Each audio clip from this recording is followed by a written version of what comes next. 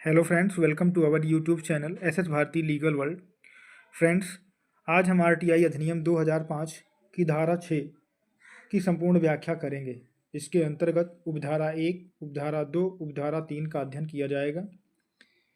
सरकार से जानकारी मांगना अगर आपको मुश्किल लगता है तो आज का यह वीडियो आपके लिए बेहद महत्वपूर्ण होने वाला है।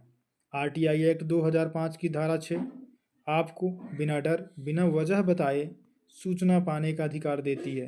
आरटीआई और धारा 6 का परिचय। धारा 6 की उपधारा 1, आरटीआई लगाने का अधिकार। धारा 6 की उपधारा 1 कहती है, कोई भी नागरिक लिखित या इलेक्ट्रॉनिक रूप में सूचना का आवेदन दे सकता है। ध्यान रहे, कोई भी नागरिक लिखित या इलेक्ट्रॉनिक रूप में सूचना का आवेदन दे सकता है। आवेदन किसे दें? प्रश्न यह उठता है कि आवेदन किसे दें? संबंधित विभाग के लोक सूचना अधिकारी, पीआईओ अर्थात पब्लिक इंफॉर्मेशन ऑफिसर को निर्धारित पते पर भेजें।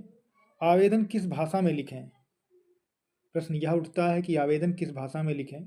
तो आवेदन हिंदी, अंग्रेजी या किसी भी अन्य स्थानीय भाषा में लिखा जा सकता है। आवेदन में क्या लिखें? प्रश्न है, आवेदन में क्या लिखें? मांगी गई सूचना बिंदुवार स्पष्ट रूप से लिखी होनी चाहिए।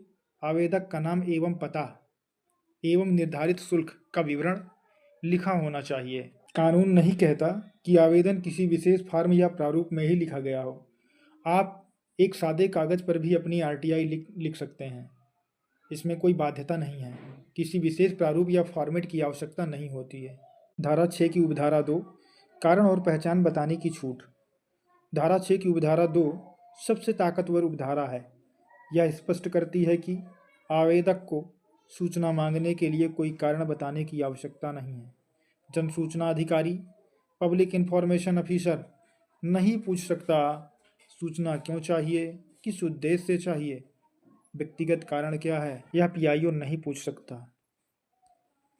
साथ ही आवेदक को अपनी पहचान साबित करने के लिए कोई दस्तावेज देने की बाध्यता नहीं है।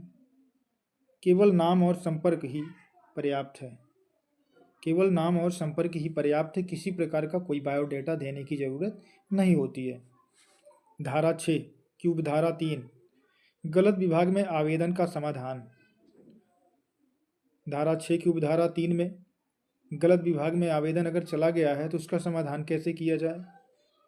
धारा 6 की उपधारा 3 कहती है, यदि आवेदन किसी गलत विभाग में चला गया है तो लोक सूचना अधिकारी पीआईओ का यह कर्तव्य है कि 5 दिनों के भीतर सही लोक प्राधिकरण सही विभाग को ट्रांसफर करे।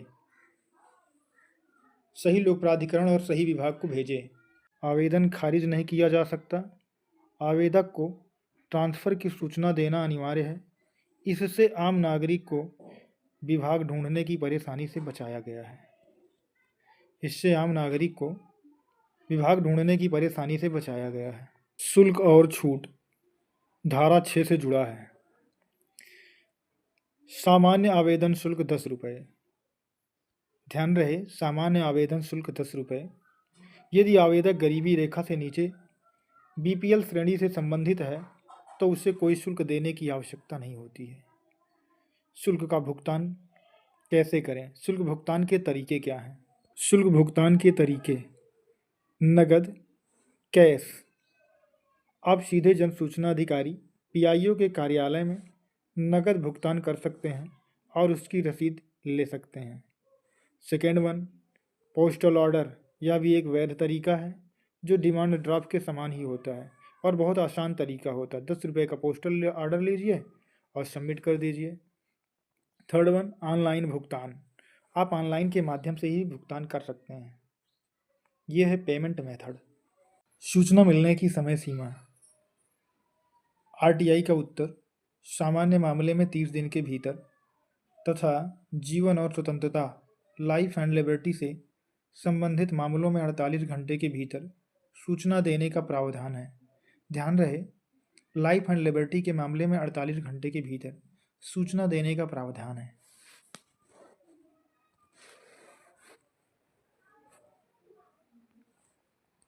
कंक्लूजन, निष्कर्ष। धारा 6 आरटीआई कानून की रीढ़ है। यह धारा बताती है कि आवेदन कैसे करें, क्या अधिकार हैं और लोक सूचना अधिकारी का कर्तव्य क्या है सूचना के प्रति। साथियों, आशा करता हूँ कि आज की यह वीडियो आपको अच्छी लगी होगी। वीडियो को लाइक करें, शेयर करें और आरटीआई से जुड़े हर सवाल के लिए चैनल को सब्सक्राइब करें। Thanks for watching my video.